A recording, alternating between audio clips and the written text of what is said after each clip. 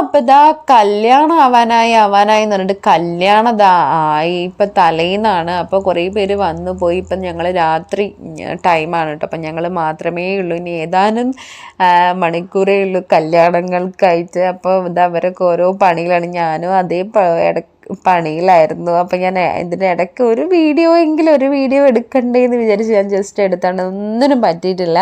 അങ്ങനെ ഇങ്ങനെയൊക്കെ ആയിട്ട് ഓടി നടക്കുകയായിരുന്നു. അപ്പോൾ ഇതാ രാവിലെയായി. നമ്മളിതാ വീട്ടിലേക്ക് ഡ്രസ്സപ്പ് ചെയ്യാൻ വേണ്ടി വന്നതാണ്.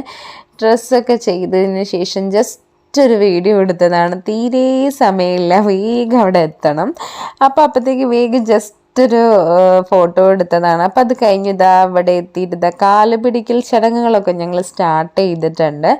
അപ്പം സത്യം പറയട്ടെ, കുറേ വീഡിയോസ് എടുക്കാനുള്ള കണ്ടൻറ്റും കാര്യങ്ങളൊക്കെ ഉണ്ടായിരുന്നു. പക്ഷെ എനിക്ക് വീഡിയോ എടുക്കാനൊരു ടൈം എന്ന് പറഞ്ഞത് എനിക്ക് കിട്ടിയിട്ടില്ല. ആ ഒരു സങ്കടമുണ്ട്. കാരണം ഒരുപാട് വീഡിയോസ് ഇടണം എന്നൊക്കെ വിചാരിച്ചതാണ്. അപ്പോൾ ഒബ്വിയസ്ലി അനിയൻ്റെ കല്യാണം ആവുന്ന സമയത്ത് നമ്മളിങ്ങനെ ഓടി നടക്കുമ്പോൾ നമുക്ക് ഒന്നിനും പറ്റില്ല. അപ്പം അച്ഛൻ്റെയും അമ്മേൻ്റെയും പിന്നെ ബാക്കി എല്ലാവരുടെയും കാലൊക്കെ പിടിച്ചു. എൻ്റെയും ഷൈജോൻ്റെയൊക്കെ കാലൊക്കെ പിടിച്ചു. അവയ്ക്ക് കൈയൊക്കെ കൊടുത്തതിന് ശേഷം ഇതാ ഇറങ്ങാൻ വേണ്ടി പോവാണ്. മുഹൂർത്തം ആവാറായിട്ടുണ്ട്.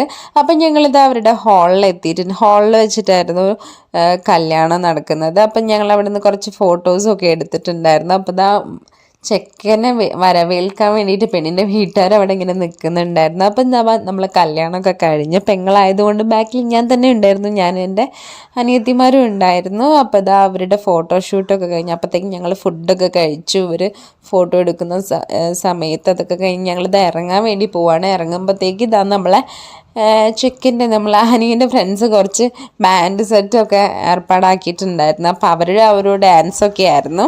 അപ്പം ഞങ്ങളിത് അവിടെ നിന്ന് ഇറങ്ങാൻ പോകും. Okay, by.